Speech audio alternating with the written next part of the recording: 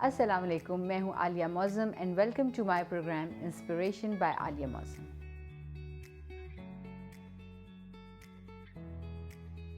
Personal grooming में आज हम बात करेंगे पर्सनल हाइजीन अगेन, और उसमें हम पेडिक्योर की बात करेंगे। Pedicure is very very important क्योंकि एक तो पहली बात ये कि पर्सनैलिटी के डेवलपमेंट में एक मेजर रोल प्ले करता है।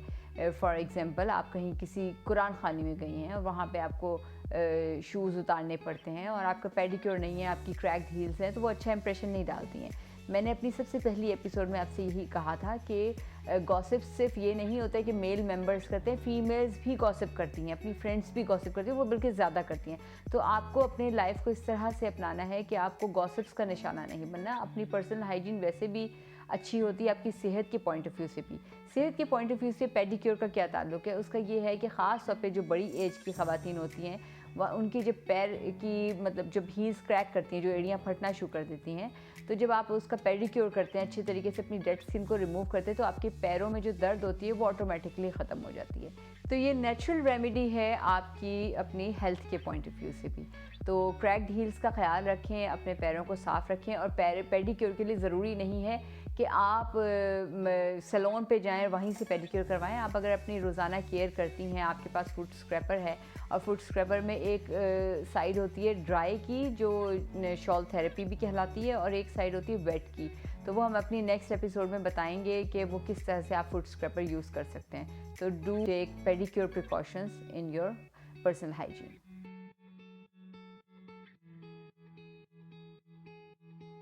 आज हम बात करेंगे मेल्स पे। हमारे जो मेल्स हमने रिसीव की हैं उसमें हमें काफ़ी लड़कियों ने ये कहा है कि मैं बताऊं कि DIY डू इट योरसेल्फ जब आप फेशियल करते हैं तो उसमें आपका क्या किस तरह से मतलब अपनी फिंगर्स को, अपने मसाज की टेक्निक्स को किस तरह से यूज़ करते हैं।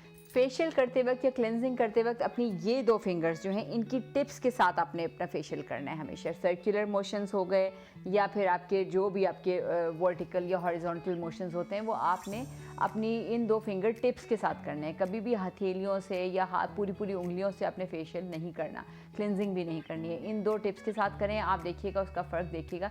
अदरवाइज़ आपकी अपनी बॉडी की हीट जो है वही आपके चेहरे पे ट्रांसफ़र होगी और उससे एक्ने वगैरह इस तरह के इशूज़ आ जाते हैं।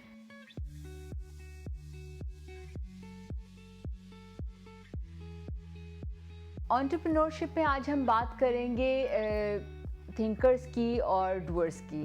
तो बहुत सी ख़वातीन चाहती हैं लाइफ में कुछ करना, और they are two categories of women. एक होती हैं जो जस्ट सोचती रहती हैं, प्लान्स करती हैं बहुत ज़्यादा, और फिर उन प्लान्स के मामले में डिस्कशंस भी करती हैं, पूछती भी हैं, लेकिन they just keep on thinking. जो एंटरप्रेन्योरशिप में जो सक्सेसफुल लेडीज़ हैं उनकी एक टिप यही है कि जो करने वाले काम होते हैं वो उनको कर गुजरते हैं। बहुत ज़्यादा जब आप सोचेंगी तो इसमें एक ये भी आ जाता है कि आपका तवक्कल कितना है अल्लाह पे।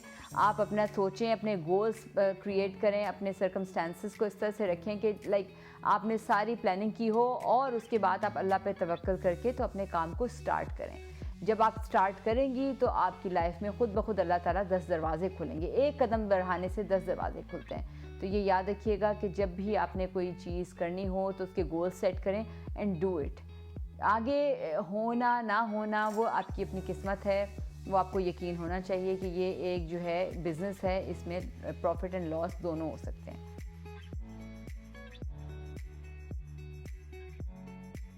आज हम इंटरपर्सनल रिलेशनशिप्स में बात करेंगे पेरेंट्स की, कि पेरेंट्स को अपने बच्चे जब आपके होते हैं तो उनमें एक बहुत मेजर एक इशू होता है जिसकी वजह से बच्चों में भी एग्रेसिवनेस आ जाती है, और ऑब्वियसली मदर्स भी जो हैं उनकी भी आदत ख़राब हो जाती है। वो सबके सामने फिर चिड़चिड़ी हो जाती हैं। एक लोगों के सामने एक इम्प्रेशन होता है कि भाई ये बच्चों के साथ इस तरह से बात करती हैं, जबकि ना मदर कोई भी माँ ये नहीं चाहती है कि वो विक्टिमाइज़ हो या मतलब किसी भी किस्म का निशाना बने किसी की गॉसिप्स का।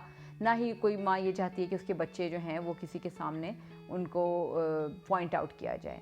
तो वो क्या है? वो है पेशेंस।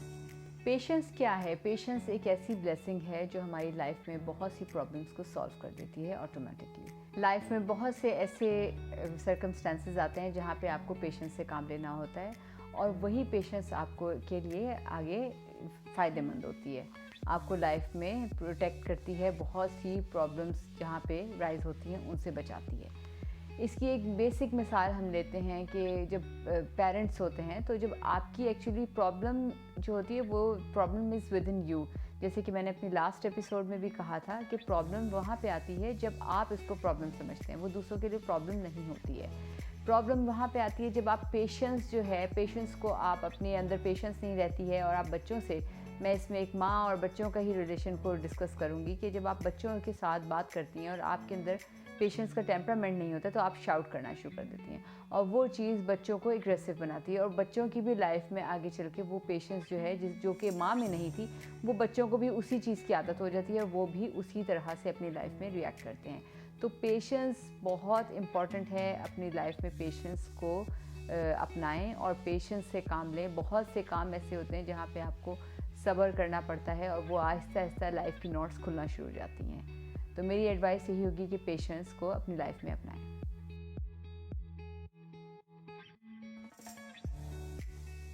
हेल्थ एंड केयर में आज हम बात करेंगे सबसे ज़्यादा इम्पॉर्टेंट टॉनिक की, जो कि हमें नेचुरल टॉनिक मिला है, वो है पानी। पानी आपकी लाइफ में बहुत ज़्यादा इम्पॉर्टेंट रोल प्ले करता है। पानी आप अगर रोज़ाना रेगुलर पीती हैं तो उससे आपका चेहरा, स्किन भी फ्रेश रहती है और आपको बीमारियां भी आपसे दूर होती हैं। पानी पीने का तरीका क्या है? बहुत से क्लाइंट्स ऐसे होते हैं, हम उनको कहते हैं कि आप पानी पिया करें, लाइक 3 to 4 लीटर्स पानी पिया करें कम से कम दिन में। तो वो क्या होता है कि वो पानी लिया और इकट्ठा पी लिया, एक गिलास पूरा पी लिया, फिर उसके बाद दूसरा, तीसरा। It's not like that. पानी को हमेशा सिप्स में पिया करें, गैलप्स में नहीं। अपने पास कोई अच्छा सा कप लेके रख लें और आप कपड़े इस्त्री कर रही हैं, टीवी देख रही हैं, सब्ज़ी काट रही हैं, जो भी कर रही हैं, आप सिप सिप करके पानी पीती जाएं। तो शुरू में तो आपको माइट बी के प्रॉब्लम हो जब आपको आदत नहीं होगी पानी पीने की, लेकिन बाद में ये होगा कि पानी पीने से आपके वो बॉडी में जो है वो एक तरावट आ जाएगी और जिसकी वजह से आपकी काफ़ी ज़्यादा हेल्थ इश्यूज़ जो हैं वो ख़त्म हो जाएंगे। इसके अलावा ये है कि जो लोग पानी पीते रहते हैं उनके मुँह से भी स्मेल नहीं आती, ये नेचुरल चीज़ है और आपकी सेहत भी अच्छी रहेगी। तो पानी को अपनी डाइट में, अपने रोज़ाना के मामूल में ज़रूर इस्तेमाल करें। बैठ के पानी पीना चाहिए, बहुत अच्छी बात है, क्योंकि हमारे दीन में जो भी हमें बताया जाता है वो हमारे अपने फ़ायदे के लिए होता है। तो बैठ के पानी पीने का इसका साइंटिफिक लॉजिक क्या है?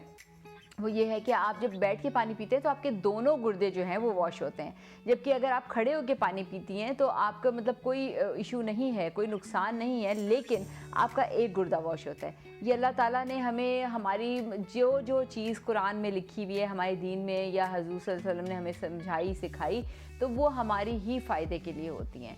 तो आप कोशिश किया करें कि बैठ के पानी पिएं। अगर बैठ के नहीं, खड़े होके भी पीती हैं तो पानी ज़रूर पिएं और उसका इस्तेमाल अपनी लाइफ में ज़रूर रखें। और सबसे ज़्यादा जो इशू होता है पानी ना पीने की वजह से, वो क्या होता है? आपके गुर्दे इफ़ेक्ट होते हैं और गुर्दों का ये है कि फिर अगर गुर्दे इफ़ेक्ट हो गए तो फिर फाइनली आप डायलिसिस पे आती हैं और डायलिसिस के बाद आपकी उम्र नहीं रहती। जो मर्ज़ी कर लें, चाहे आप वो गुर्दे एक्सचेंज करवा लें, लेकिन उसके बाद एक ख़ास, एक सर्टेन उम्र होती है जिस तक आप ज़िंदा रह सकते हैं।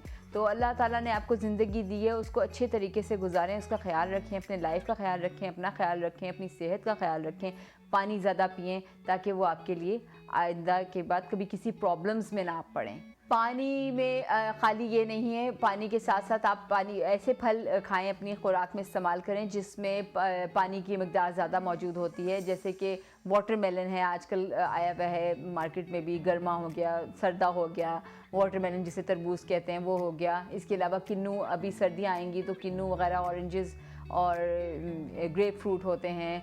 लोग डिटॉक्स वाटर यूज़ करते हैं, तो खीरा जो है वो आप वैसे ही खाएं, अपनी खुराक में इस्तेमाल करें। ककड़ी हो गई, खीरा हो गया, तो ये पानी का ज़रिया होते हैं ये वेजिटेबल्स भी, तो इनको यूज़ करें। जितना ज़्यादा यूज़ करेंगे उतना आपके लिए फ़ायदेमंद होगा।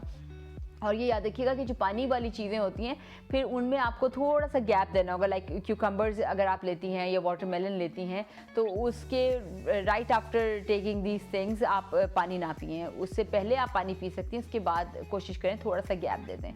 तो ये आपके लिए पानी का ही ये नेमुल बदल तो पानी का कुछ नहीं है, लेकिन स्टिल आई विल से कि जो है आप इन वेजिटेबल्स को, इन फ्रूट्स को अपनी खुराक में ज़रूर इस्तेमाल करें। इसके साथ ही हमारे प्रोग्राम का वक्त ख़त्म होता है। अपना ख्याल रखिएगा, दुआ में याद रखिएगा। मास्सलाम।